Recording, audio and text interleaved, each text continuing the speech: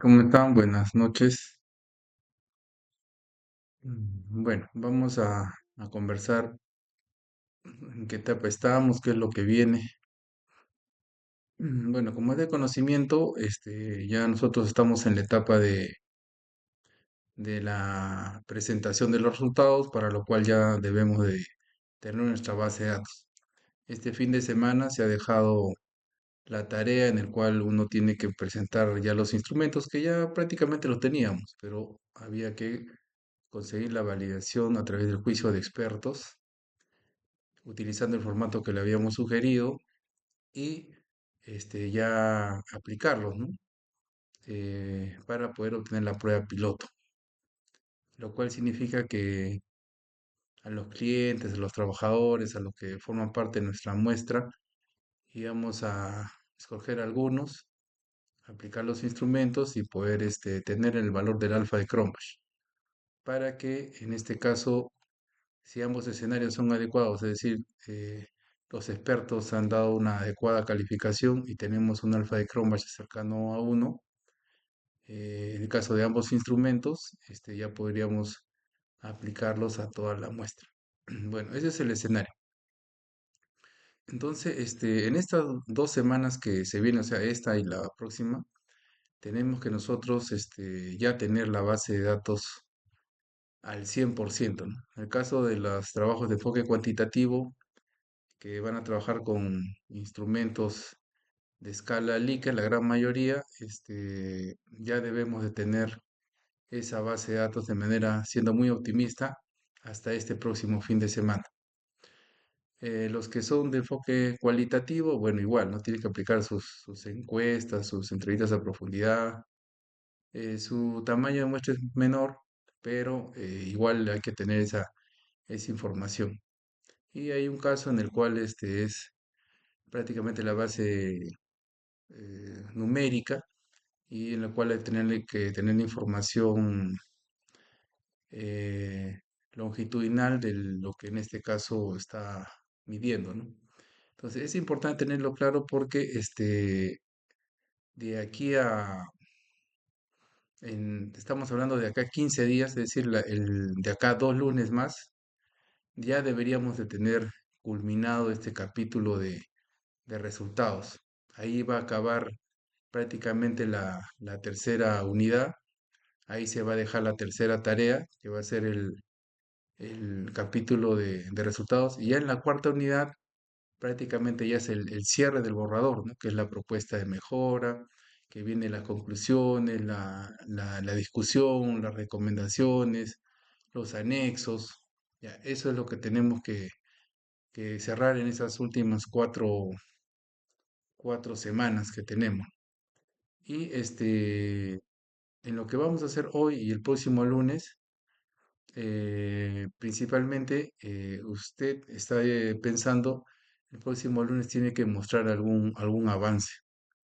Algunos voluntarios que presenten ya sus primeras tablas, sus figuras, para ver temas de forma y fondo de cómo están desarrollando ese capítulo. Yo siempre les he dicho, guíense de los trabajos que están ya aprobados en el repositorio de su maestría para que puedan en el formato de tesis ir armando todo ello, ¿no? Y paralelamente, en este caso, nosotros vamos a ir monitoreando eso, ¿no? Porque las clases de estadística, por ejemplo, lo que vamos a ver ahora, que es el contraste de hipótesis, es relativamente rápido, porque cuando uno tiene la base de datos y digamos tu trabajo es correlacional, uno aplica un coeficiente de correlación, ya sea Pearson o Rhodes-Spearman, y el reporte sale muy rápido. Igual que son la gran mayoría que tenemos que aplicar regresiones, cuando tenemos la base de datos y hemos generado las columnas de apoyo, como hemos visto en la clase pasada, en los cuales generamos columna de apoyo para las dimensiones, para la variable. Con ello, vamos al menú y le pedimos regresiones y nos bota el reporte. Y hay que saber interpretar. Entonces es relativamente rápido. Lo que demora acá es tener la base de datos. Entonces, prácticamente mis clases teóricas de tanto el uso del SPSS para la parte descriptiva, que ya lo hemos visto la semana pasada y yo ya les he pasado la grabación, y también ahora lo que vamos a ver, la parte inferencial, que es el contraste hipótesis, estamos acabando, ¿no? Y ya la próxima semana tiene que haber de parte de los maestrantes mostrar el avance. Ya no habría en este caso más tiempo de poder mostrar ya ello, ¿no? Eso es lo que podría precisar. Con respecto a la tarea de ayer, he visto que la gran mayoría ha cumplido. No he revisado, solamente he visto que los 19 que son ustedes, la gran mayoría ha presentado. Eh, Posiblemente hay algunos que no lo hayan hecho por razones que cada uno sabrá exponer en su momento. He visto que también me han enviado algunos correos. Ya vamos a saber a meditar porque hay que, la tarea en la plataforma, ¿no? Esa es la presentación. Pero con el ánimo de obviamente no afectarlo significativamente, vamos a revisar lo que dice sus correos el día de mañana y bueno, alguna penalidad tendrán, pero no, sí van a tener una calificación y una retroalimentación. Eso es importante tenerlo claro. Y no olvidar que de manera paralela, en algún momento habrá que sacar tiempo para levantar las observaciones del primer parcial, porque ese borrador final de la tesis, prácticamente de acá a 5 semanas ya debemos de tener ese borrador final de la tesis. Y ahí está obviamente los primeros capítulos. Y en varios casos hay problemas de similitud, hay problemas de ampliar lo que es las bases teóricas. Bueno, cada uno sabe su realidad, ¿no? Entonces, eso es importante tenerlo claro, el poder ordenar sus tiempos para darle prioridad a lo que falta. Mm, ¿Alguna participación antes de empezar?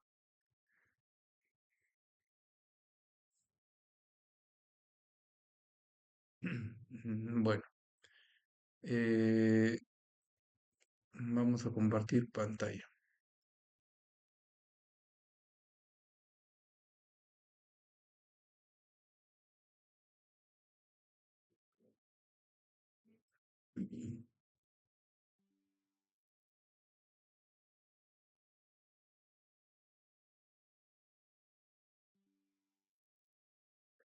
Acá estamos en la plataforma y hemos insertado 5 videos tutoriales, ¿ya? Que los vamos a ver la mayoría ahora, que es del cuándo utilizar una prueba paramétrica y no paramétrica. Primero hay que saber identificar conceptualmente ello. Lo mismo, pero explicado por el doctor Supo. Contraste de hipótesis cuando mi objetivo es correlacional, que casi no tenemos el caso, pero bueno, ahí está. ¿Qué diferencia hay entre el coeficiente de correlación de Pearson y Rhodes-Spearman? ¿Cuándo usarlos? Y la regresión logística ordinal, que es el caso que mayormente se va a usar para poder probar la influencia, el impacto de una variable sobre la otra. Entonces, ese material está ahí para que usted pueda revisarlo. Yo igual voy a seguir aumentando aquí tutoriales, por ejemplo, para los compañeros de enfoque cualitativo, para que puedan también cómo guiarse, ¿no? Eso lo vamos a ir complementando durante la semana. Entonces vamos a ver uno de estos videos y a medida que va avanzando lo vamos comentando, ¿ya?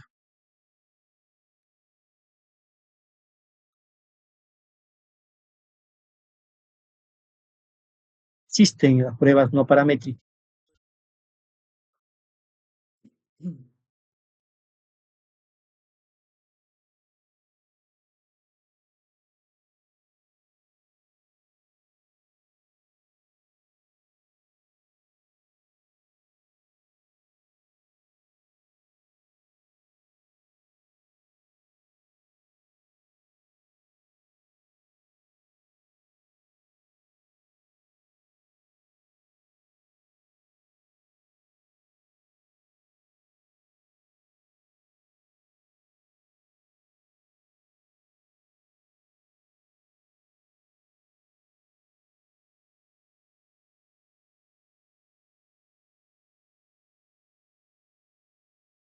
Existen las pruebas no paramétricas, perdón.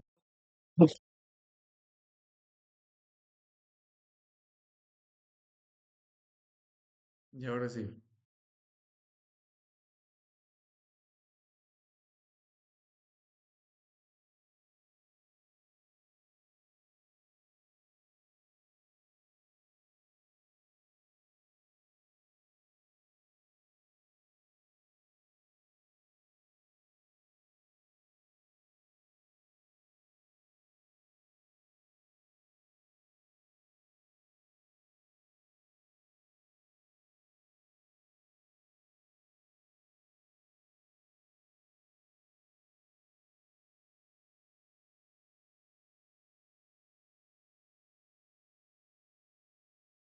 Un ratito.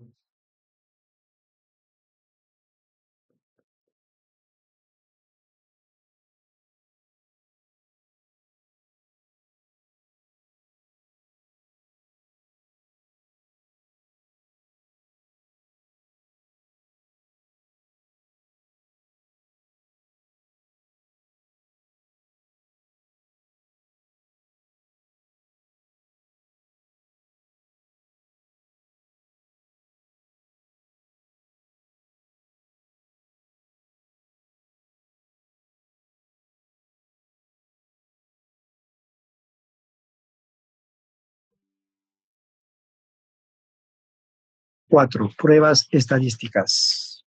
¿Se escucha? ¿Se escuchó? Objetivo de la sesión, conocer la prueba de normalidad. ¿Sí se escucha? Sí, correcto.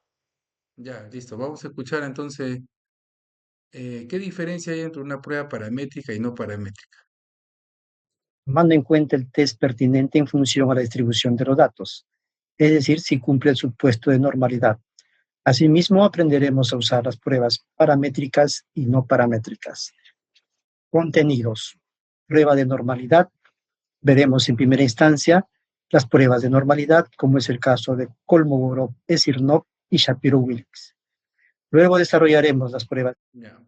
Miren, hay que tener claro lo siguiente. La prueba de normalidad la vamos a usar cuando nuestros datos de campo son cuantitativos. Ejemplo de datos cuantitativos, por ejemplo, el peso, la estatura, ingreso mensual, son datos cuantitativos. Pero la gran mayoría de ustedes, por no decir casi todos, no tienen datos cuantitativos, sino tienen en este caso datos cualitativos. Por ejemplo, ustedes están aplicando cuestionarios de percepción, es decir, casi nunca, a veces, siempre son sus opciones de respuesta y esas no son datos cuantitativos, son en este caso datos cualitativos, son datos de percepción. Entonces, no deberíamos utilizar la prueba de normalidad para los de escala de Likert. Si bien le vamos a asignar números, 1, 2, 3, 4, 5 para hacer la matemática, pero su origen no es cuantitativo. Entonces no aplicamos la prueba de normalidad para este caso del escala de Likert. Y obviamente los de enfoque cualitativo, de hecho que no, pues, ¿no? Porque en este caso son entrevistas a especialistas o bueno, lo que en este caso han determinado en su muestra. El único caso es cuando los datos son totalmente numéricos, y ahí sí aplico la prueba de normalidad para ver si los datos siguen una distribución normal o no siguen una distribución normal.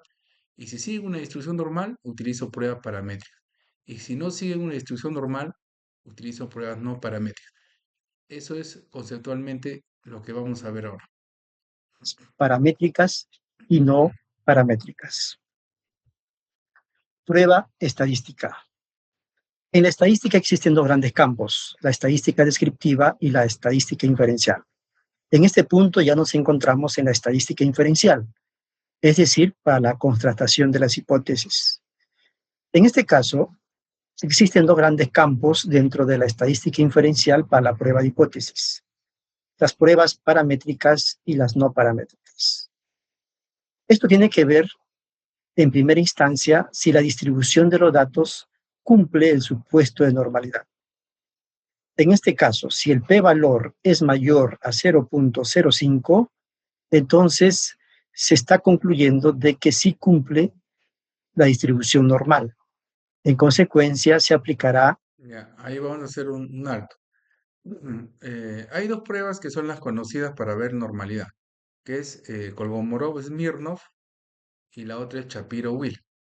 Y la diferencia está en que una se utiliza cuando el tamaño de muestra es pequeña y la otra cuando el tamaño de muestra no es pequeña. Por ejemplo, Shapiro-Wilk es para muestras pequeñas. En algunos textos habla de 30 datos, en algunos habla de 50 datos como máximo y aplico yo la prueba de Shapiro-Wilk. Si en este caso la muestra es más grande, aplicaré Kolmogorov-Smirnov para probar la normalidad. Y vamos a tener dos hipótesis. Hipótesis nula, o sea, H0, los datos sí siguen una distribución normal, y H1, los datos no siguen una distribución normal. Entonces, si yo me quedo con H0, los datos siguen una distribución normal y voy a utilizar pruebas paramétricas. Si yo me quedo con H1, que es la hipótesis alterna, los datos no siguen una distribución normal y voy a utilizar pruebas no paramétricas. Estas pruebas paramétricas y no paramétricas prácticamente obtienen lo mismo y acá está su similar, sino que es su similar no paramétrico. Ya, eso es lo que hay que tener claro. Y para eso utilizamos el criterio del p-valor. Cuando el valor de p, que es el valor de significancia, es mayor al 5%, me quedaré con H0. Cuando el valor es menor al 0,05, o sea, al 5%, me quedaré con H1. Este criterio siempre va a ser igual para todo lo que en este caso vamos a ver en estadística inferencial. El primero, como les digo, H0, los datos sí siguen una distribución normal y para eso tiene que haber pasado lo segundo, que el P sea mayor al 5%. Si me quiero quedar con H1 en esta prueba de normalidad, tiene que haber pasado que el P sea menor al 5%, por lo tanto, los datos no siguen una distribución normal. Pruebas paramétricas. Caso contrario, se aplicarán pruebas no paramétricas. Dentro de las paramétricas tenemos la t-de-Student para muestras independientes, la t-de-Student para muestras pareadas, la correlación de Pearson y el análisis de varianza. Para las no paramétricas tenemos la U de Mann-Whitney, la T de Wilcoxon, la correlación de Spearman, Kruskal-Wallis, el chi cuadrado y el McNemar. Prueba de normalidad. Antes de utilizar la prueba para contrastar nuestra hipótesis de investigación, se debe primero hallar la prueba de normalidad. En este caso, la hipótesis a contrastar son las siguientes. La hipótesis nula. Los datos analizados siguen una distribución normal. Y la hipótesis alterna indica que los datos analizados no siguen una distribución normal. Existen dos tests para hallar la prueba de normalidad. El test de Kolmogorov-Esirmov y el de Shapiro-Wilks. ¿Cuándo utilizamos el test Kolmogorov? Cuando las muestras de estudio son grandes, es decir, mayor o igual a 30 casos. De Shapiro-Wilks utilizaremos si nuestro estudio tiene una muestra menor a 30. En este punto los autores no se han puesto de acuerdo. Algunos dicen 35 y otros dicen 50. Nota, si el p-valor es mayor a 0.05, aceptamos la hipótesis nula. ¿Y qué es la hipótesis nula? Dice que los datos analizados siguen una distribución normal. Si el p-valor es menor a ese número, entonces rechazamos la hipótesis nula y aceptamos la alterna, en el cual indica que los datos no siguen una distribución normal. Finalmente, si el p-valor es menor a 0.01, rechazamos la hipótesis nula de manera altamente significativa y concluimos, al igual que la anterior, que los datos no siguen una distribución normal. En resumen, cada pruebas paramétricas y no paramétricas tienen unas equivalencias. Por ejemplo, si mi trabajo de investigación tiene que ver con la comparación de dos medias independientes entre una variable numérica y una categórica, si existe normalidad, utilizaremos pruebas paramétricas como la t-de-Student para muestras independientes. Y su equivalente, cuando no existe normalidad, utilizaremos una prueba no paramétrica equivalente llamado U de Mann-Whitney. Si quiero comparar dos medias relacionadas, un antes y un después, como por ejemplo un pretest y un posttest, si es paramétrica, utilizaré la t-de-Student para muestras pareadas. Su equivalente en las no paramétricas es la T de Wilcoxon. Ya. Si, si bien esta no es una clase de estadística y tampoco necesitamos memorizar tantos nombres, porque en verdad casi la mayoría no lo vamos a usar, pero bueno, es cuestión de tener conocimiento, ¿no? Por ejemplo, si es que en algún momento uno quiere hacer un experimento, digamos, mi diseño es experimental, ¿no? La metodología.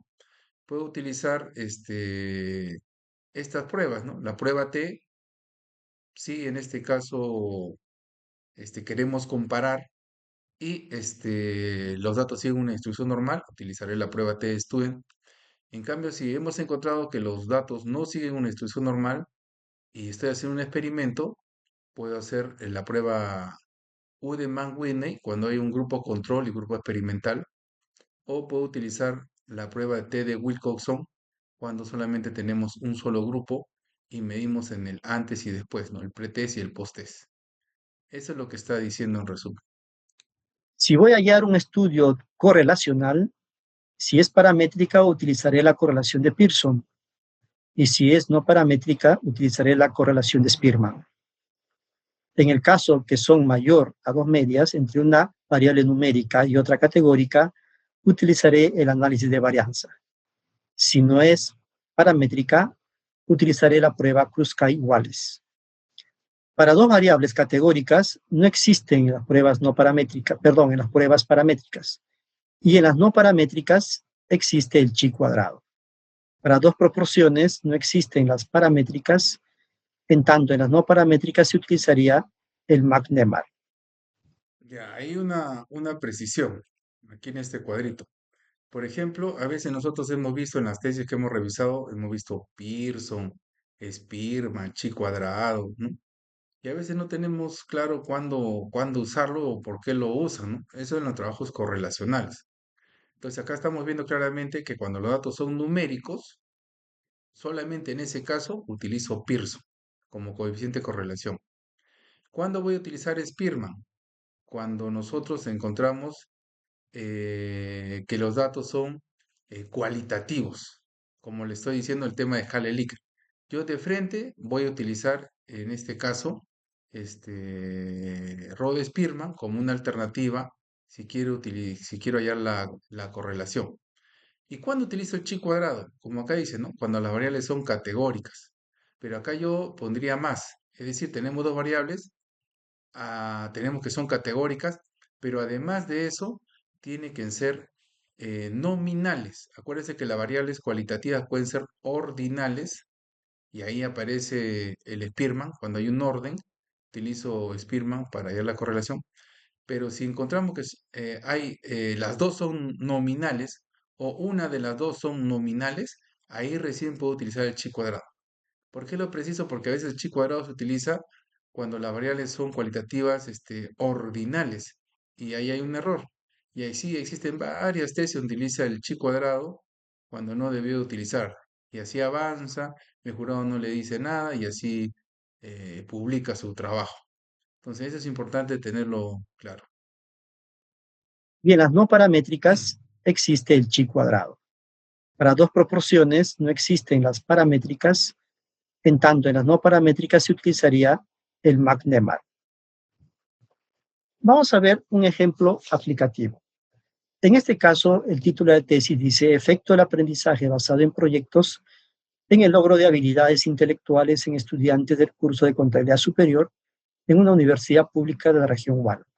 Ya, mira, vamos analizando, ¿ya? Título de la tesis, efecto del aprendizaje basado en proyectos. Ahí está mi variable independiente, aprendizaje basado en proyectos, en el logro de habilidades intelectuales. Ahí está mi variable dependiente, logro de habilidades intelectuales. Pero miren el conector es efecto. Entonces, efecto es como influencia, es como incidencia, es como impacto. Es decir, es un trabajo donde hay una variable independiente y una variable dependiente. Este para nada es un trabajo correlacional. Entonces, por eso lo preciso, porque como vamos a hacer prueba de hipótesis, no debe de aparecer un coeficiente de correlación aquí. Aquí tiene que aparecer otra prueba, porque quiero medir yo el efecto, el impacto. En cambio, la correlación es una medida de asociación para saber si en este caso hay una asociación o relación positiva o negativa, que no es para analizar causa-efecto. La hipótesis general que se ha planteado es la hipótesis alterna y la hipótesis nula. La hipótesis alterna indica que la aplicación del aprendizaje basado en proyectos tiene efectos significativos en el desarrollo de habilidades intelectuales en estudiantes del curso de contabilidad superior en una universidad pública de la región Guano. Ya, alto. Aquí también es importante saber que hay dos hipótesis. La hipótesis nula es la que niega, y la hipótesis alterna, que es H1, que eres tú. Esta es la hipótesis del investigador. Esto es lo que tú quieres probar. ¿Ya? La hipótesis nula niega tal afirmación, el cual indica lo siguiente: la aplicación del aprendizaje basado en proyectos no tiene efectos significativos en el desarrollo de habilidades intelectuales en estudiantes del curso de contabilidad superior en una universidad pública de la región Huánuco. El diseño de investigación de esta tesis es el preexperimental, mediante la técnica del pretest y el posttest. Ahí está. ¿Ve? Este es un trabajo preexperimental.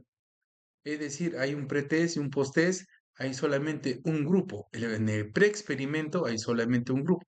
Posiblemente no, ninguno de ustedes está haciendo este tema experimental, pero bueno, vuelvo a repetir, es importante tener conocimiento teórico de estas pruebas. También aparece el caso del cuasi experimento, donde si hay un grupo control, un grupo experimental. Bueno, en este caso nos está aclarando el diseño del trabajo, que vamos a hacer un preexperimento donde hay un pretest y hay un post, es decir, al inicio mido la variable dependiente, la voy a medir a través, como dice acá, de una prueba de rendimiento. Luego implemento mi estrategia, implemento mi esquema de mejora, que en este caso es el proceso de intervención, y al final, al mismo grupo al cual yo he intervenido, le voy a aplicar mi prueba de salida. Es decir, otra vez voy a tomar una prueba de rendimiento. Y la idea es demostrar que el después es mejor que el antes gracias al proceso de intervención. Ya, de eso tratan los trabajos experimentales. En este caso, el preexperimento, porque es el mismo grupo. El tema es el siguiente: se trabajó con un solo grupo. El O sub 1 significa la aplicación del pretest, que en este caso fue una prueba de rendimiento.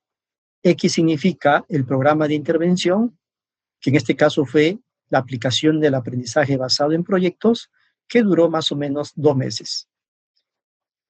O sub 2 significa el post-test, que se tomó como una prueba de rendimiento una vez terminado el proceso de intervención. La idea de esta metodología es que aplicando un programa de intervención como es el aprendizaje basado en proyectos, en el post-test el puntaje promedio debe ser mayor al pretest. Eso significa entonces que el experimento tuvo éxito.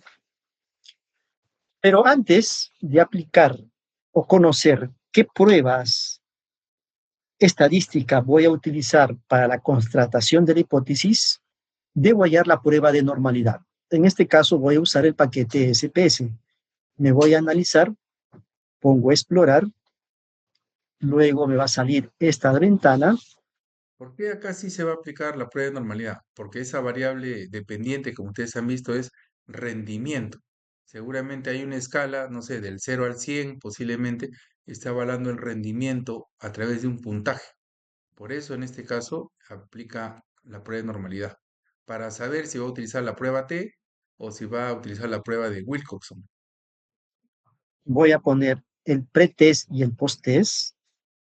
En realidad debería poner las diferencias, pero lo estoy haciendo porque a veces nos vamos a enfrentar a este tipo de casos. Luego habilito en esta ventana detalles y hojas, histograma, y también habilito el gráfico de normalidad, que es lo que quiero hallar. Y luego pongo en continuar. En continuar entonces me salen estos resultados. Pero vamos a ver aplicando el SPS. Abro el SPS. También voy a abrir la base de datos, que ya lo tengo construido en Excel,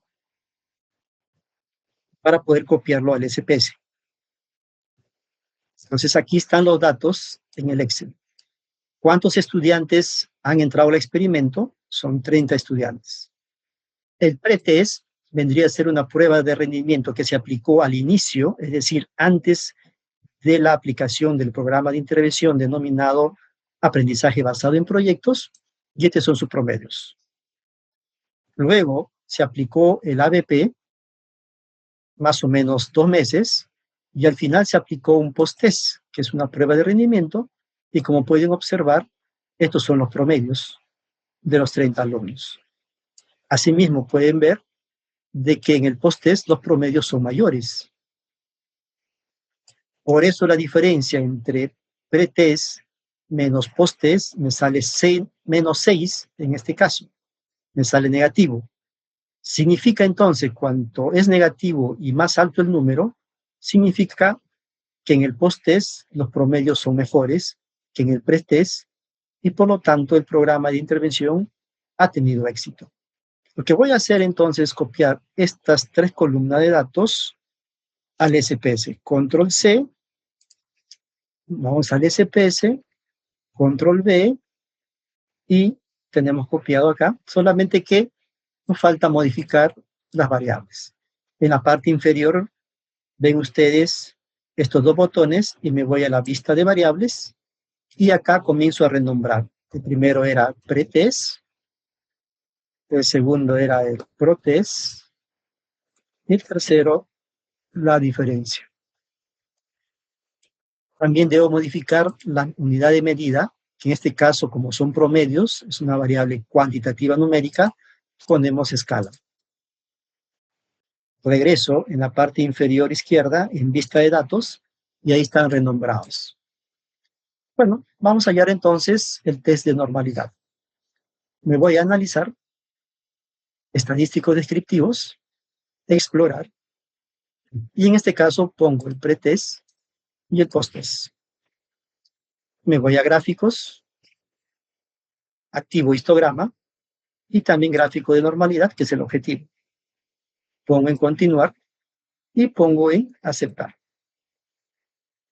Entonces, podemos ver algunos datos adicionales. Esto todavía no es la prueba de normalidad. Son datos adicionales, pero hay que saberlo interpretarlos. Podemos ver acá que el pretest y el posttest son 30 casos, no hay casos perdidos, por lo tanto ha procesado el 100%.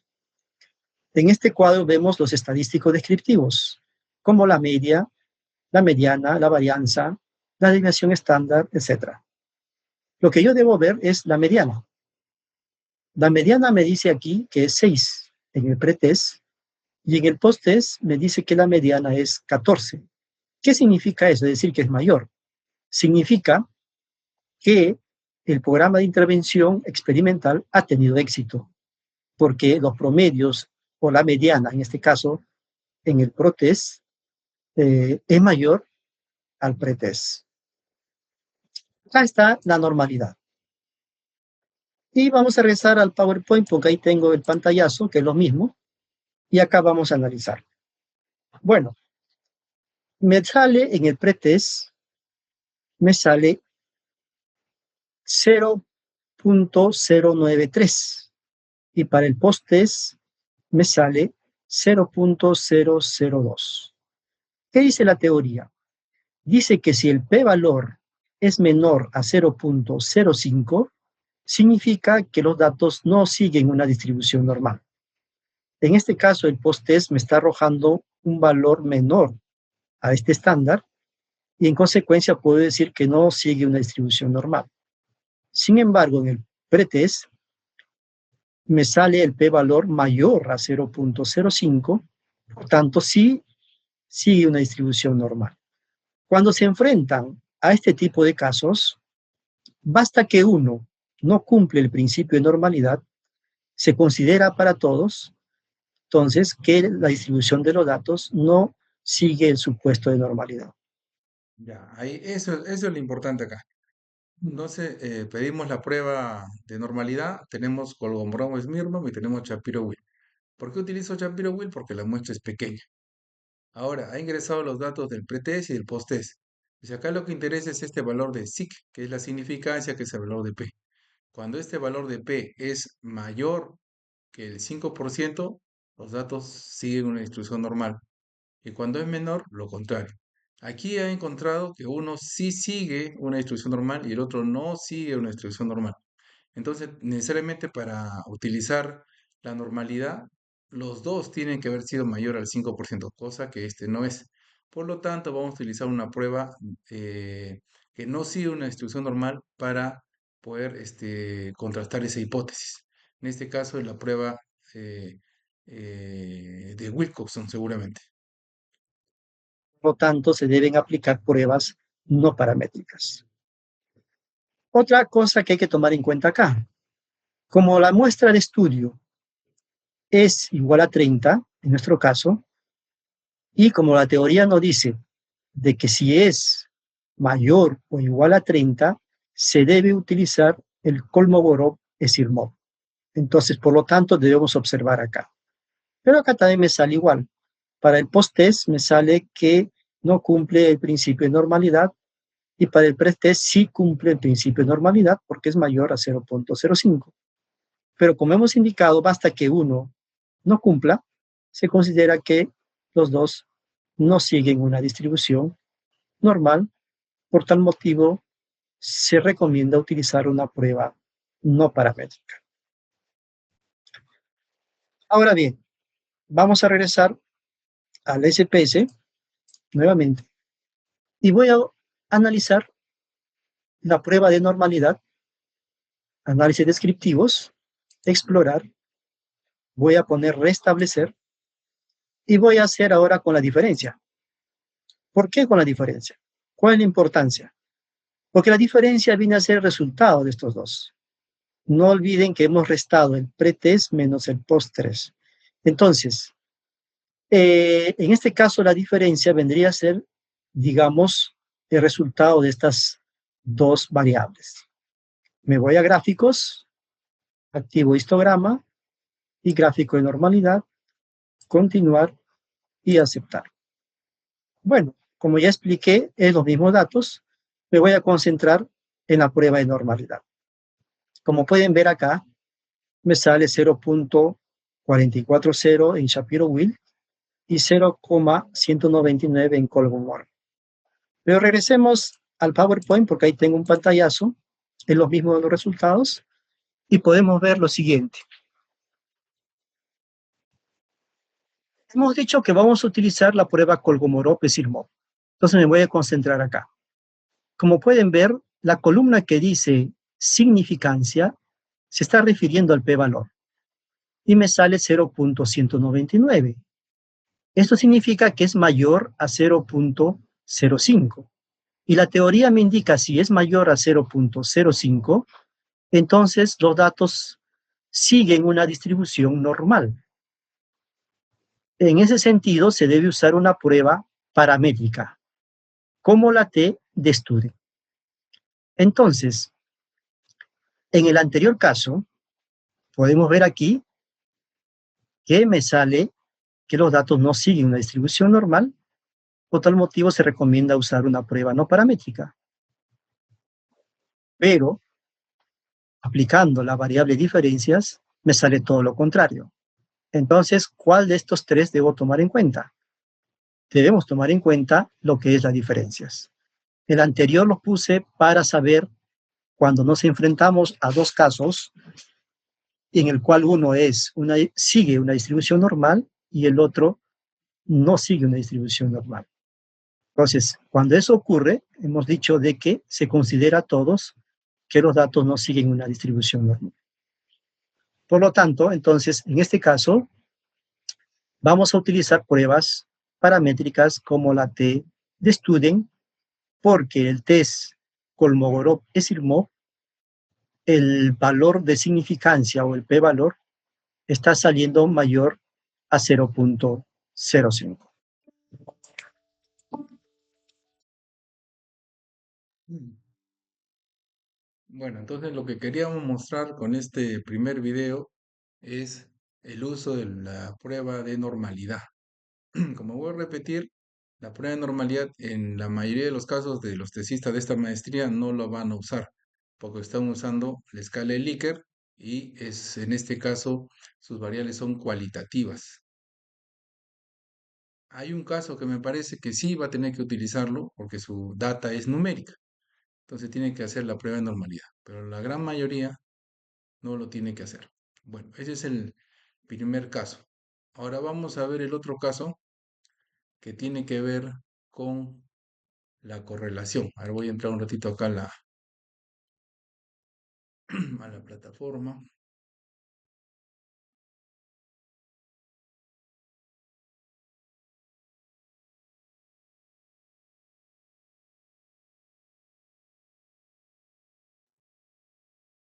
Jóvenes, esta es la segunda grabación.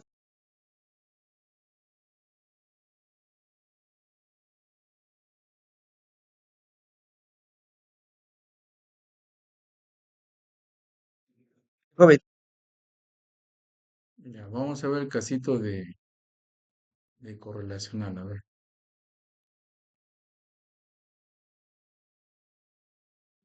Mm, Bueno, espero que no haya problema y se escuche. esta es la segunda grabación sobre la prueba de hipótesis. En esta vez vamos a hacer la prueba de hipótesis para una investigación correlacional. Primero analicemos su matriz de consistencia. Acá tenemos hipótesis general, 4 específicas. Entonces hagamos la prueba primero para la primera hipótesis específica. ¿Sí? Analizamos su dato. A ver, esta sería base de datos. La primera variable y la segunda variable. Recuerda que las específicas está en función de las dimensiones de la segunda variable, comunicación, matemática, personal, social. Entonces la prueba funciona promedio de la primera variable versus promedio de la primera dimensión de la segunda variable. Para la segunda, promedio de la primera con promedio de matemática. Está la segunda hipótesis específica. Tercera, promedio de la primera variable versus promedio de personal social. Cuarta, promedio de la variable de estudio, hábito de estudio, con promedio de la última variable, última dimensión. Bien, entonces empecemos en el programa SPS. Y bueno, tenemos que cancelar porque vamos a trabajar de cero, borrar, borrar. Entonces, primero empecemos a escribir aquí en la columna, en vista de variables, hábito, hábito. Cero decimales, escribimos hábito de estudio. Seguramente sus valoraciones será 1 en inicio, inicio, 2, debe ser proceso, proceso, añadir, 3 logro previsto, añadir, 4 logro destacado, añadir, aceptar. Alineación, centrado, en este caso es ordinal. Copiar, pegar para la segunda fila. Entonces, esta sería comunicación. Estamos haciendo primero con comunicación. Igual acá, comunicación. Listo. Ahora, en vista de datos, ingresamos los datos. Primero, promedio de hábito de estudio. Aquí está. Copiamos promedio, copiar. Tiene 30 datos. Copiar, pegar. Luego para comunicación, promedio de comunicación. Muy bien, promedio, comunicación.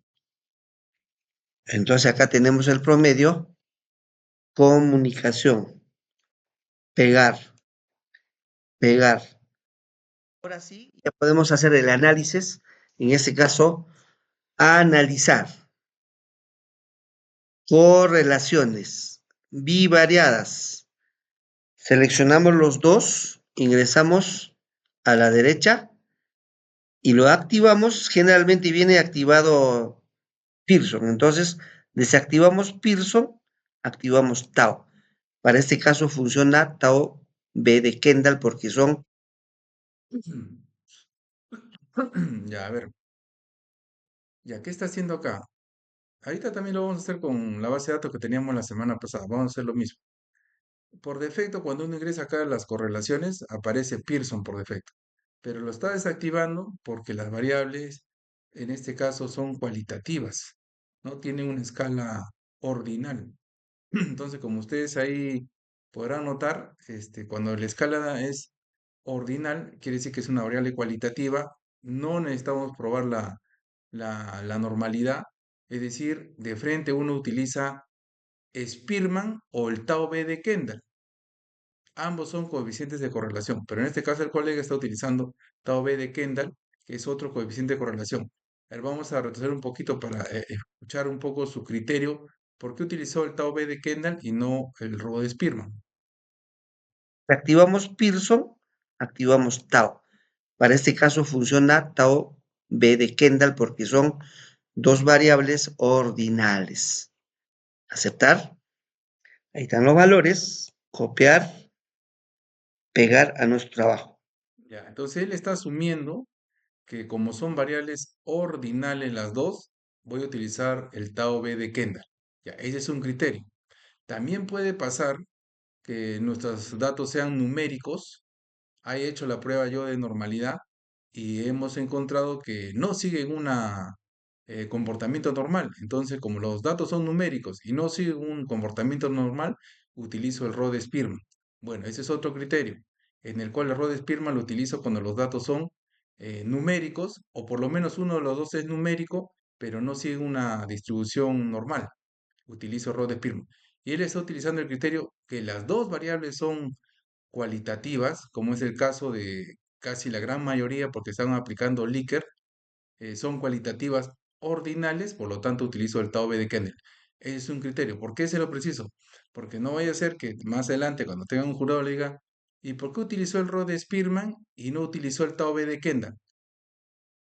Entonces uno tiene que tener un criterio, ¿no? Y ahí él está asumiendo el criterio que cuando las dos son cualitativas, voy a utilizar el tau b de Kendall cuando mi trabajo es correlacional. Pero en cambio, si hubiera tenido las dos numéricas o una de las dos numéricas, pero no sigue una instrucción normal, utiliza el rol de Spearman. Ese es el criterio que está utilizando en los trabajos correlacionales. La primera hipótesis. Listo. Entonces aquí tenemos que colocar el primer nombre es hábitos, práctica de los hábitos de estudio y rendimiento escolar. Entonces esto sería práctica de hábitos de estudio y rendimiento escolar en área de matemática. Área de matemática. En este caso inicial, mayúscula, matemática. Listo. Entonces aquí colocamos el valor. Ya. Acá lo que vamos a ir, lo más importante es ver este valor del coeficiente de correlación, que en este caso es el tau b de Kendall. ¿Ya? Los coeficientes de correlación oscilan entre -1 y 1. Entre más cercano a 1 quiere decir que hay una relación positiva fuerte. Entre más cercano a -1 hay una relación negativa fuerte. Entre más cercano a 0 no hay relación. Y aparentemente entre 0,293 es una relación baja o no hay relación. A ver, vamos a ver qué dice. Estamos trabajando con nivel de significancia 5%, o sea, 0,05 equivale 5%. El valor de P todavía no, el valor de P ya sabemos, en este caso el valor de P es la significancia, entonces sería 0,115, o también aquí 0,115, 0,115. Esto equivale 11,5%. Y valor de R, la correlación. Buscamos en la misma dirección de la correlación, sale 0,93, también puede ser por abajo, ¿ve? 0,293. 0,293. Ahora sí, hacemos la... falta aquí colocar el valor de alfa. Entonces tenemos que colocar alfa. Listo, esa es la simbología del valor de significancia asumida. Muy bien, entonces diremos con un nivel de significancia al 95%, se observa que el valor calculado, es, miren, vamos a ver el valor calculado, el valor de P. ¿Cuánto sale? 11,5%. Y el alfa sale 5%. ¿Quién es entonces mayor? El valor calculado. Entonces acá diremos es mayor que el asumido 5%, ¿no? Entre paréntesis colocamos 0,115 es mayor a 0,05. Lo que indica aceptar. ¿A quién aceptamos? A ver, ¿a quién aceptamos? Tenemos que analizar con esta gráfica. Mire, si el valor de P es menor al valor de significancia alfa, se acepta la alterna y se rechaza la nula. Pero si es mayor que al alfa, se rechaza la alterna y se acepta la nula. Recuerde que la alterna afirma a la hipótesis, o sea, sí existe relación o sí hay influencia, sí influye. En cambio, la nula siempre niega, es decir, no existe relación o no influye, ¿no? Entonces, en este caso, como 11% es mayor que 5%, aceptamos a la nula. Dice aceptar a la Ya, ahí vamos a hacer un alto. Acá hay dos hipótesis. H0, no hay relación. H1, sí hay relación. Ya, eso es lo único que tiene que saber. Y nos fijamos en el valor de P, ese SIC, que en este caso salió 0,115. Como ese valor de SIC, que es el valor de P, es mayor que el 5%, me quedo con H0. Ya, es lo único que tiene que saber. Se fija aquí en el valor de P, ¿es mayor o menor? Y si, digamos, en este caso uno dice, es mayor que el 5%, me quedo con H0. ¿Y H0 qué significa? No hay relación.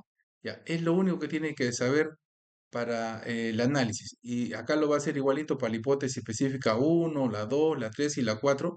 Vamos a entender primero esta y la otra todo es similar hasta la general. hipótesis nula y rechazar a la alterna. Rechazar a la alterna. Aceptar, rechazar. A ver, vamos a mejorar la redacción. Listo, alterna. Ya. Por consiguiente, por consiguiente, aquí copiamos a la hipótesis de investigación. Vamos, estamos haciendo la prueba, la primera específica 1. Copiar, pegar. Entonces, copiamos. Muy bien. Entonces aquí lo mejoramos, la redacción. A ver. Ya, Perú. Listo. Estamos con tamaño número 12. 12. Ahora sí. Entonces diremos acá, por consiguiente, como estamos rechazando la nula, no, no, miento, estamos rechazando la alterna y estamos aceptando la nula. La nula dice no existe. Esa nada más cambiamos en lo que hemos copiado, nada más. La nula no y la alterna es sí. Listo. Punto. Es decir,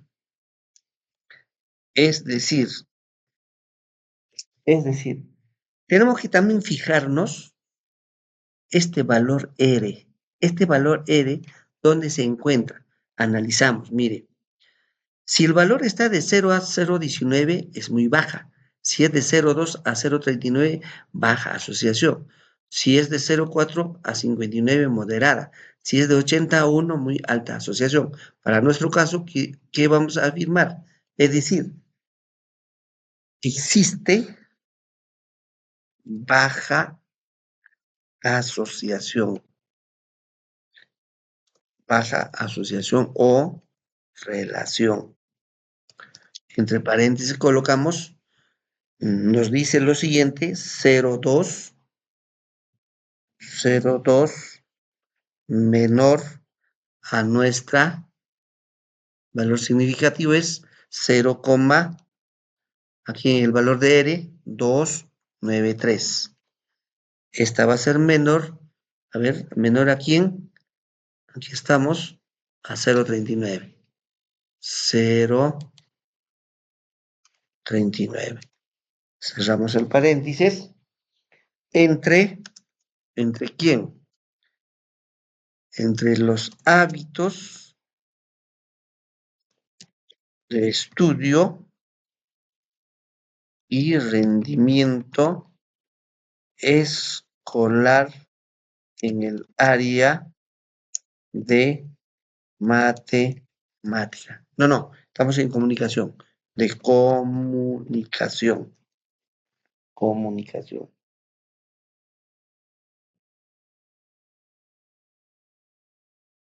Punto. Ya, eso es todo.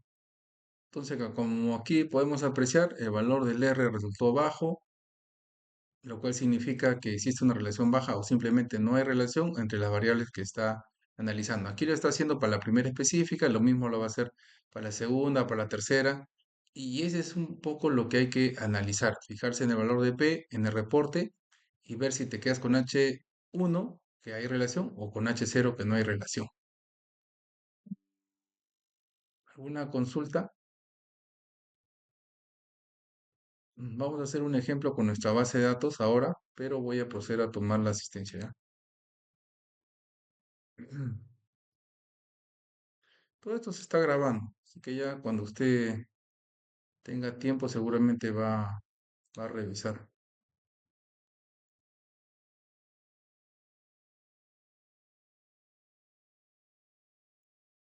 Bueno, vamos a tomar asistencia.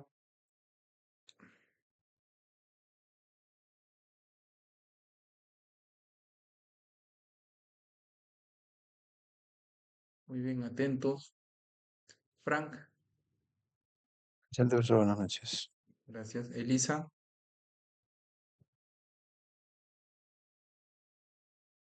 no está. Edgar, Presente, profesor. gracias. Marisa, Señor presente, Elisa Chihuahua. Sino que mi mm, audio no estaba funcionando. ya Elisa, listo. Marisa, Milka, Presente, profesor, buenas noches. gracias. Sabi, Presente, profesor, buenas noches. gracias. Olga, Presente, profesor. Buenas noches.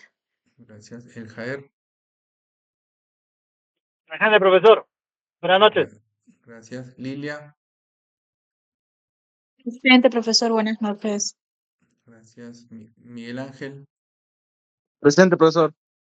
gracias. Álvaro, Presente, profesor. gracias. Elena,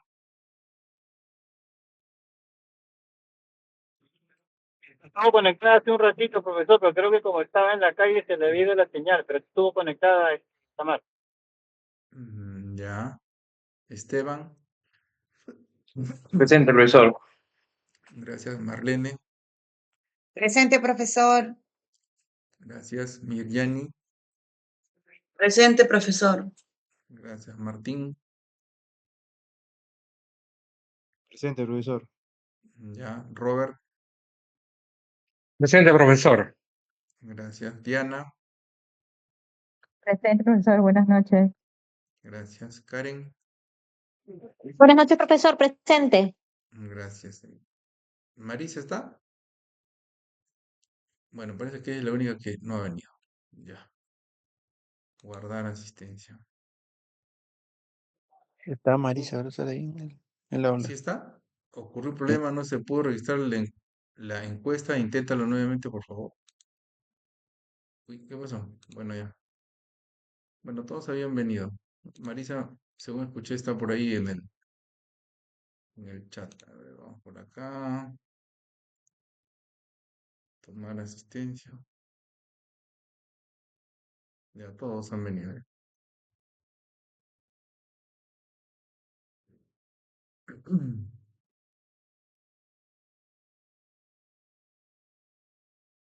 Ya. Ya, vamos a ir acá a la semana pasada, pues, compartimos esta base de datos como ejemplo y, teníamos, para recordar, dos variables, ¿no? Primero teníamos la variable, a ver, por acá está la variable satisfacción laboral y la otra variable desempeño del personal. Esas eran las variables. Y la primera tenía 20 preguntas y la segunda tenía 16 preguntas. Y bueno, acá tenemos las preguntas generales, como por ejemplo condición laboral, sexo, tiempo de experiencia, órgano. Me acuerdo que hicimos ya la parte descriptiva, tabla, figuras, todo eso está grabado. Y ahora lo que nos interesaría saber es un poco ya la parte inferencial, ¿no? Por ejemplo, empecemos con un coeficiente de correlación, ¿ya? Como estas son, en este caso, variables ordinales, porque son de percepción, tienen el Calle-Likert, vamos a hallar el tau b de Kendall y también el rho de Spearman, ¿ya? Vamos a hallar ambos. En este caso, según el criterio del video que hemos visto, deberíamos utilizar el tau b de Kendall si tenemos como objetivo hallar la relación y nuestras variables son cualitativas ordinales. Hemos ingresado columnas de apoyo para las dimensiones. Acá está la dimensión 1, 2, 3 y 4 de la primera variable y está la dimensión 1, 2, 3 y 4 de la segunda variable. También eso en su momento lo hemos enseñado, está grabado. Entonces vamos aquí a nuestra base de datos y vamos a pedir el coeficiente de correlación. Digamos que nuestro objetivo sea probar, ¿no? Si hay relación o no entre las dos variables. ¿Quiénes eran las variables? Satisfacción y desempeño. ¿Habrá relación? Ya eso es lo que queremos probar. Entonces vamos aquí a analizar, correlacionar bivariadas. Ese es el camino. Analizar, correlación bivariadas. Buscamos en este caso las variables que nos interesa, que ya hemos visto que es satisfacción es una y la otra es desempeño. Por defecto aparece Pearson, como se dijo, pero ese no es el que nos interesa. Nos interesa el tau b de Kendall o Spearman. Entonces, es importante tomar un criterio de una vez acá, ¿no? Mayormente se utiliza Spearman en las tesis cuando mis variables son cualitativas, utilizan el rho de Spearman. Pero también podría ser de que yo utilice el tau b de Kendall asumiendo el criterio de que son variables cualitativas ordinales y el rho de Spearman requiere que haya una numérica que no siga una distribución normal. Entonces, asumiendo ese criterio, uno va a decir, ya voy a utilizar el tau b de Kendall. Ya, eso por favor es importante tenerlo claro. Puede utilizar cualquiera de los dos, pero si somos más finos en la parte estadística, uno dice, utilizo el tau b de Kendall porque las dos variables son cualitativas ordinales. En cambio, el Spearman la puedo utilizar cuando las dos variables son cuantitativas, pero no siguen una distribución normal, o una de las dos es cuantitativa y no sigue una distribución normal, y la otra sí es cualitativa ordinal. Por ningún lado aparece acá el chi cuadrado, como ustedes pueden apreciar, porque el chi cuadrado es para variables cualitativas, pero nominales. ¿Ya? Es importante. También es una medida de asociación, pero cuando las variables son cualitativas nominales, por eso no aparece el chi cuadrado. Acepto. Y ahí está, ¿ve? Entonces, ¿qué apareció aquí? Bueno, vamos a pasarlo al Word para que en este caso se pueda tener un mayor tamaño, se pueda anotar.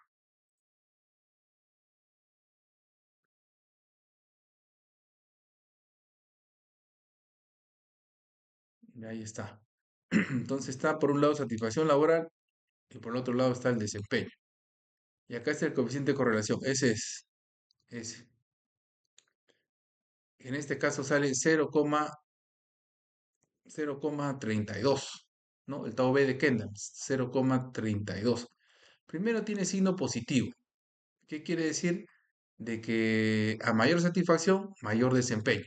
Ya eso es lo que está encontrando. Ahora la pregunta es, ¿Será significativo? ¿Será, en verdad, habrá relación? ¿Podré yo quedarme con H1? Acuérdense que H1 hay relación y H0 no hay relación. Para eso me fijo en este otro, en el P. En ese es el que me fijo, en ese. Y en este caso me sale 0,000. Entonces, ¿qué dice la regla? Cuando el valor de P, que es este sig de acá, cuando este de acá es menor que el 5%, me quedo con H1, es lo que yo les he dicho.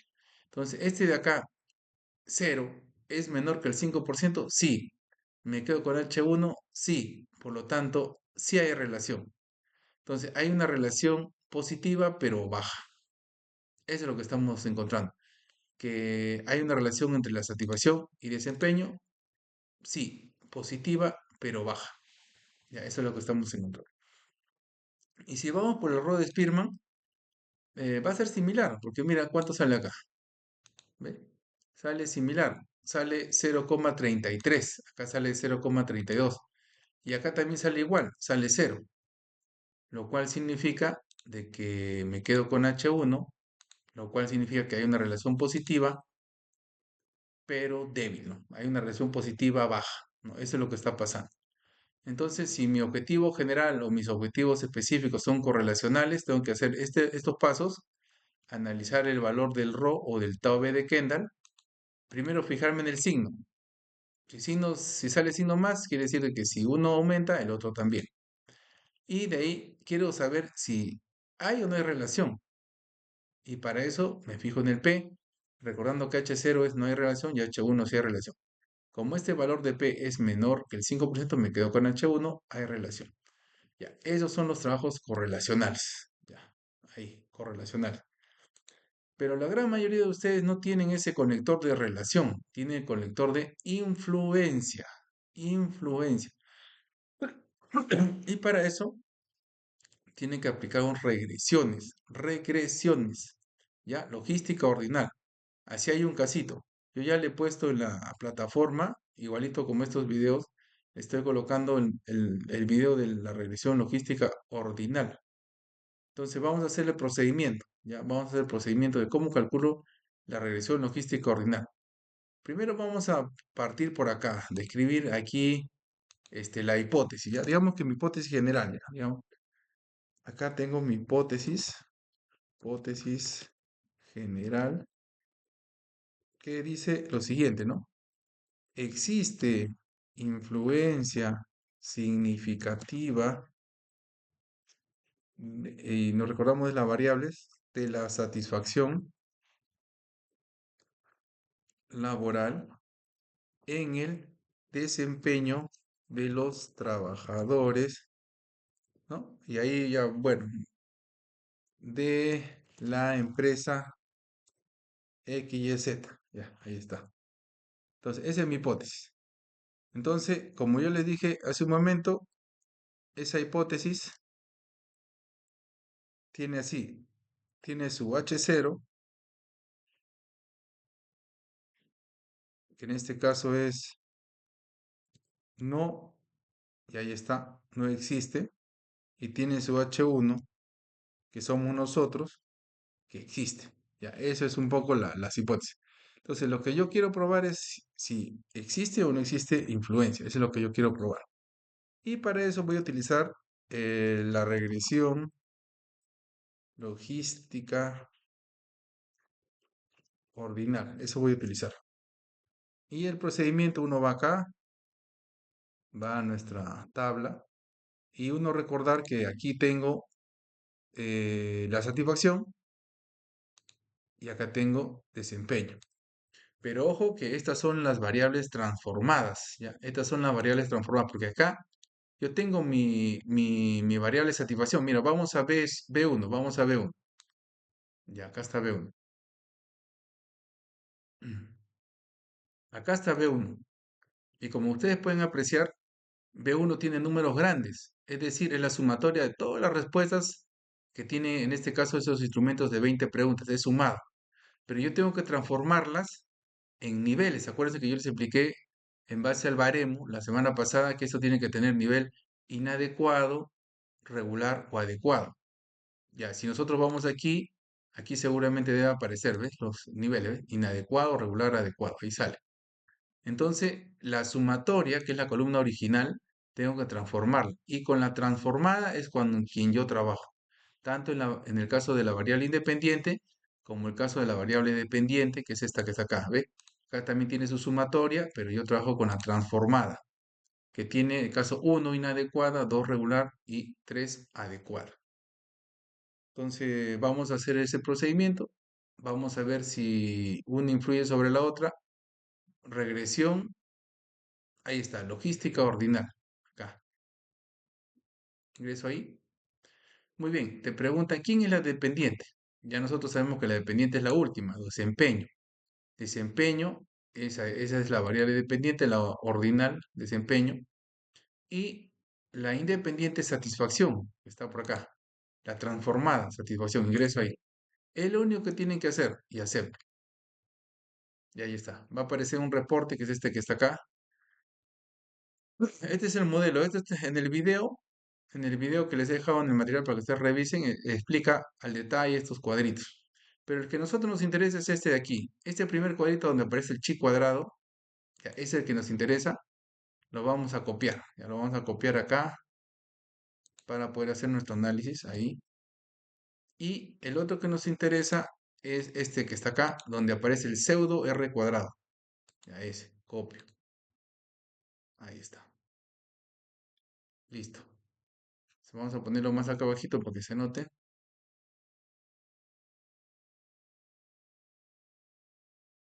Ahí está.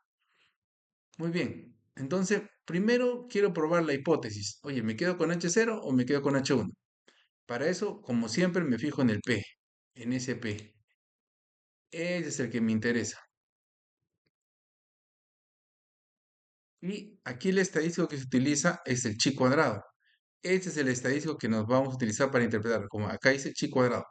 Como en este caso son variables cualitativas, el estadístico de prueba utiliza el chi cuadrado, que es lo que vamos a ver ahora.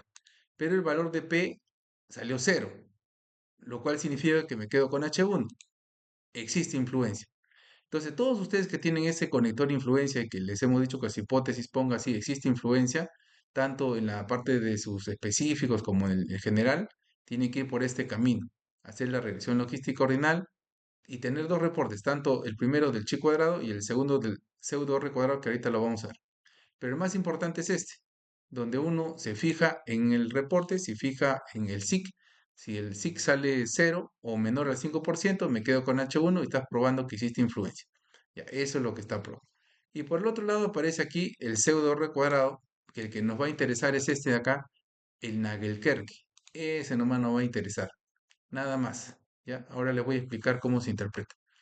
Entonces, eso es lo único que tiene que mirar. Tiene que ver el chi cuadrado, su P, y tiene que ver en Nagelkerke, que es el R cuadrado, que oscila entre 0 y 100%. Ya, eso es. Ya, ¿cómo yo escribo esto? Ya, voy a interpretar. Entonces acá, voy a colocar, pues, ¿no? Y coloco, ¿no? Dado el valor del chi cuadrado, y ahí le colocan, ¿no? ¿Cuánto salió? 42,306. Y entre sus paréntesis, su valor de P, su valor P, 0,000. Ello, así mejor va. Puesto que el P resultó ser inferior al 5% de significancia, ello implica que se rechaza H0. Por tanto, ya copio lo que sale acá. Por tanto, ahí está. Existe influencia de la satisfacción laboral en el desempeño laboral. Ahí estoy probando mi hipótesis. Con la regresión logística ordinal estoy probando esa hipótesis de influencia. Punto y coma. Ello se complementa con el valor del, como dice acá abajo, pseudo R cuadrado, pseudo R cuadrado de Nagelkerke,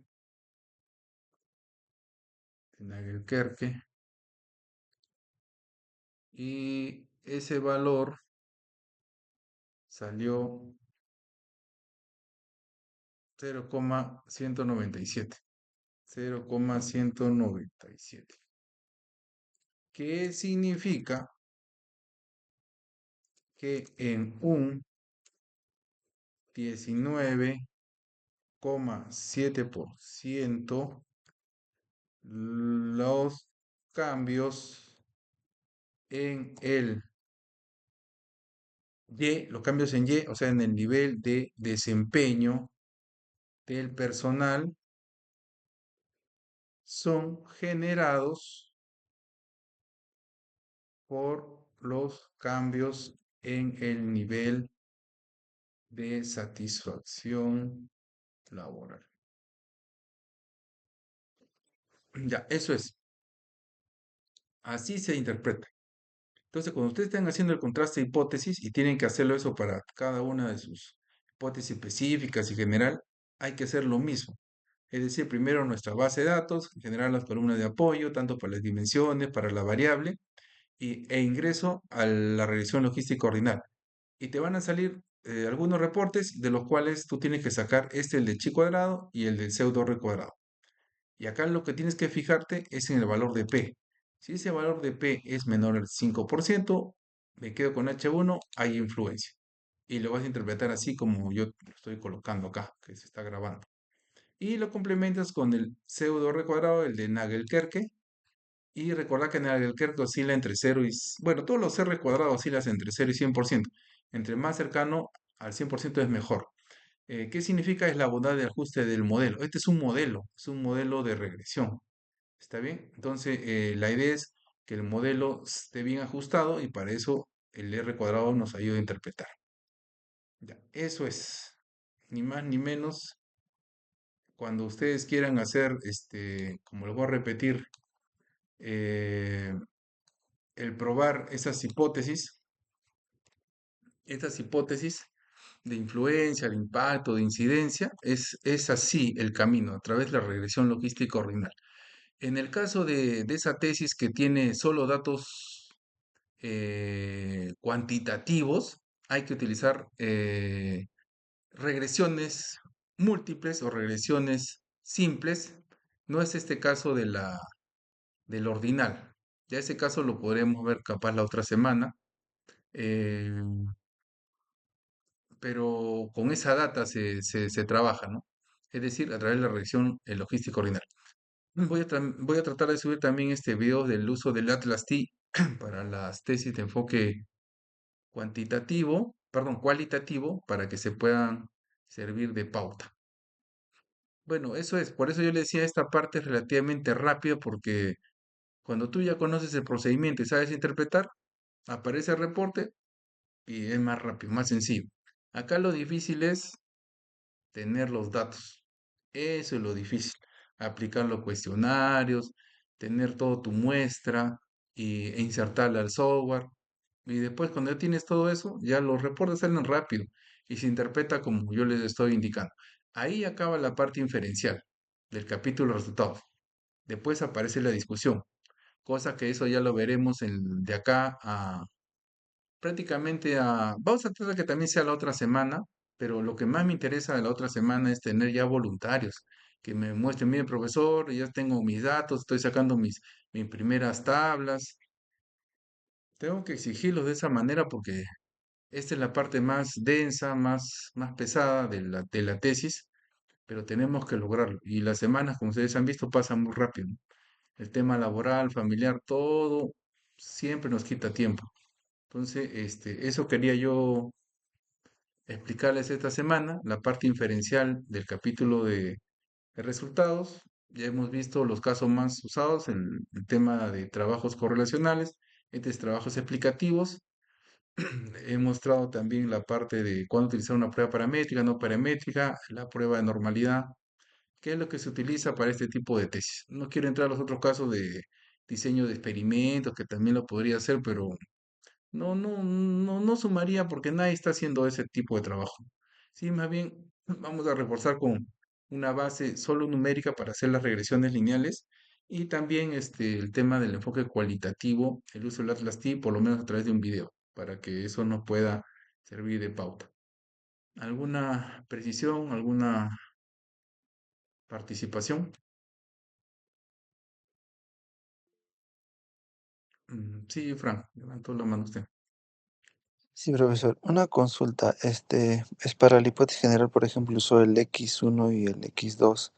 Para la hipótesis específica usamos según la dimensión 1 con la dimensión 2 en relación de las variables, o cómo lo sacamos esa parte.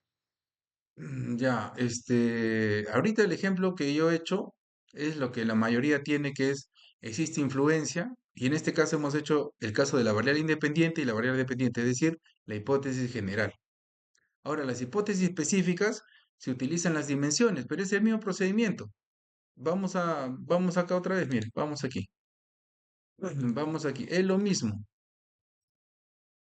Ya ahí está nuestra base de datos. Ahí está la base de datos.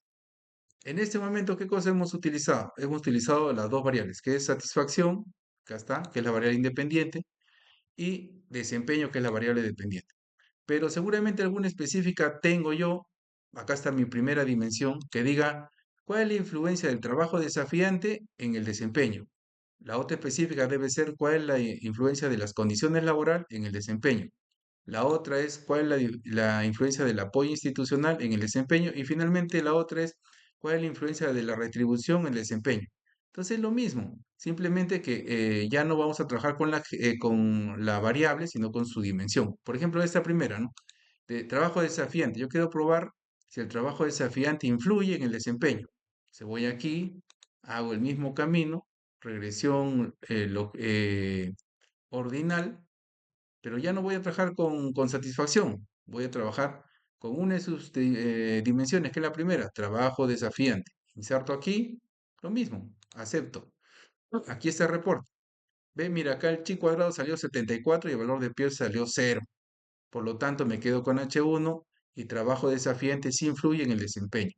Miren Nagelkerke, 0,33, lo cual quiere decir que es un valor bien importante para el modelo. O sea, el modelo sí sirve para ajustar.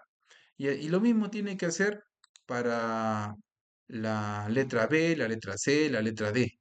Es decir, ese es el procedimiento para los específicos. Hay que trabajar con sus dimensiones. ¿Alguna otra consulta? Ya, yo un poco para ir terminando,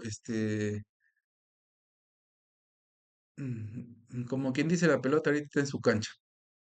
Ustedes tienen que conseguir la base de datos. Ya es responsabilidad de cada uno de ustedes tener esa base de datos para poder hacer esta parte.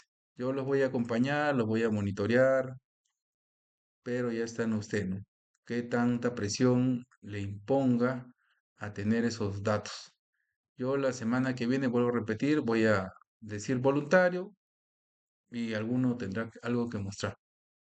Si es que no hay ningún voluntario, yo haré ya la parte que viene, discusión, ¿no? Haré un ejemplo de la discusión y ahí voy avanzando, ¿no? Ya depende de usted ya. Ya cuando tenga los datos ya es un tema suyo, ¿no? Pero sí tener claro antes que participes, Esteban, sí tener claro que va a haber un momento que voy a pedir yo la tercera nota, porque hemos dicho que en tarea académica tenemos que tener 3 notas. La segunda ha sido la de ayer, falta la tercera, que va a ser de aquí a 3 lunes. Uno, dos, sí, a 3 lunes, en el cual vamos a pedir el avance del capítulo de resultados, la parte descriptiva y la parte diferencial. Tiene que estar con sus comentarios, sus tablas, figuras, todo ese tema. Ya eso se va a pedir, así que ya depende de usted qué tan rápido avance. Sí, Esteban, levantó la mano. Sobre una consulta con respecto a la validación de los instrumentos por parte de los expertos. Yo soy cualitativo, ¿ya? yo mandé mis entrevistas a 3 expertos, ¿no? ¿Cómo se procede en el caso de que de una entrevista hay 2 expertos que me han dado el ok de aplicable, pero un tercer experto me hace la mención de aplicable después de corregir? Tienes que corregir, pues. Tienes que corregir. Y de ahí lo aplicas. Lo bueno, lo adecuado y lo rico de esto es que hayan observaciones. Porque si en este caso, digamos, los tres jurados nada te opinan y todo está excelente, uno se pone a pensar, ¿tan bueno soy? Este, siempre todo es mejorable, ¿no? Entonces, si te No. dice aplicable después de corregir, ¿eso qué significa? Que el formato que tú tienes, hazle las sugerencias que él te está diciendo, es afinada, eso recién tú aplicas ya. Tú aplicas Entonces, y ese eso. formato ya mejorado con las observaciones del experto, ¿le Lo unes en vuelvo a el mandar a campo. los 3 o solamente a ese que me hizo la No, observación? ya no, ya, ya no, ya. Él te está diciendo, aplícalo después de que atienda mis Ah, observaciones. Eso se supone que tú vas a hacer eso y ya él se da por enterado que ya, pues que lo vas a hacer. No es necesario que otra vez le envíes para que él vea. No, no, no, ya no, ya. Tú ok, ok, ok. simplemente aplícalo y más bien eso que los tres te han puesto como, como anexos en la tesis, lo cual demuestra de que efectivamente tú le has hecho caso, ¿no?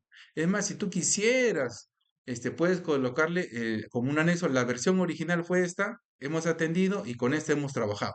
No se estila mucho, pero bueno, ahí te lo comento. Yo sugiero la versión final, lo coloca como anexo y ahí lo que te han dicho que afines, indicas que ya lo has hecho, ¿no? Ok, profesor, correcto, ya me queda más claro, gracias. Ya. ¿Alguien más? Alguien más creo levantó la mano. Diana. Profesor, buenas noches. Buenas noches. Justo lo que comentan también los compañeros. Yo en mi alfa de Commerce me ha salido, bueno, bien, como excelente, ¿no? Yo ya puedo aplicar el cuestionario a mi muestra.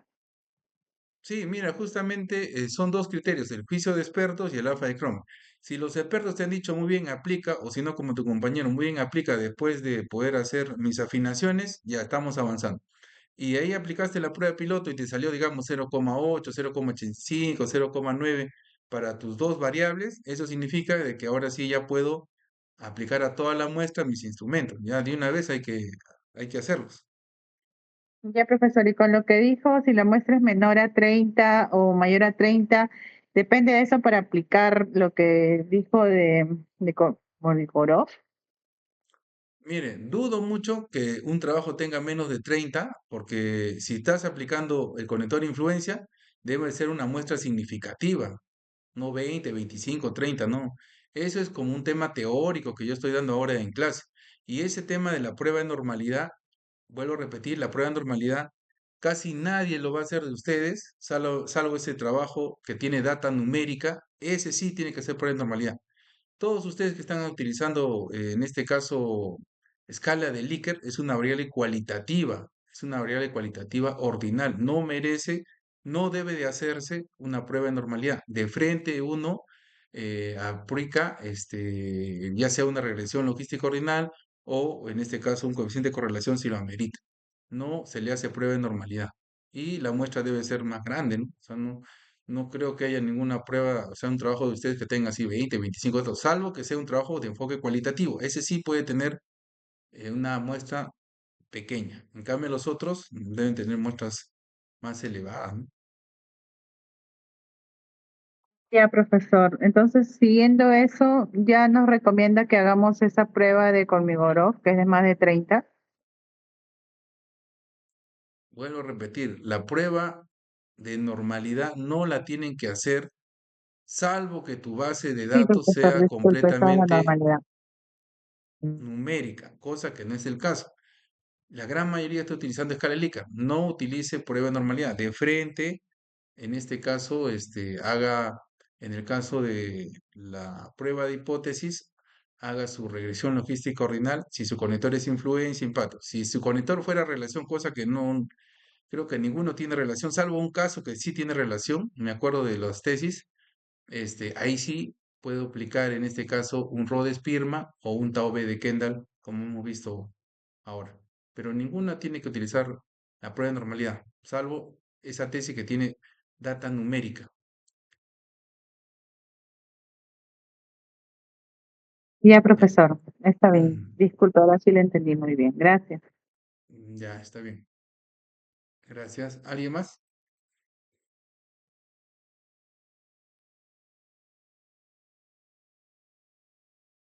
Bueno, en todo caso, como voy a repetir, la pelota está en su cancha. Ya está en usted que avance y la otra semana vamos a pedir algunos voluntarios, ojalá que haya, para que puedan mostrar su avance. Si es que no, yo sigo avanzando, ya lo doy eso porque algún día tendrá que cumplir. Yo tengo que avanzar con la parte de la discusión, cómo se hace una discusión, ¿no? Cómo se hace en esta pasa el considerar los antecedentes. Ya, eso tengo que darles la pauta la próxima semana. Y después la otra semana ya viene en la parte de cómo se hacen las conclusiones, recomendaciones, y de ahí dejo la tarea para presentar el capítulo de resultados que tiene que ver con la parte descriptiva, inferencial y la discusión. Y de ahí la cuarta unidad es pura revisión de los borradores finales del trabajo de tesis. De eso va a tratar, donde le vamos a revisar. Ya depende de usted que pueda llegar a poder para ese momento tener los borradores, ¿no? Eso es lo que se viene. Bueno, eso sería, ya estamos en contacto. Bueno, hasta el próximo lunes. Ya mañana voy a revisar lo de ayer y ya le daré su retroalimentación. Ya estamos en contacto. Gracias. Ok, profesor, buenas noches. Ya, hasta luego. Buenas noches. Buenas noches. Gracias. Gracias, profesor. Gracias, profesor. Ya, hasta luego.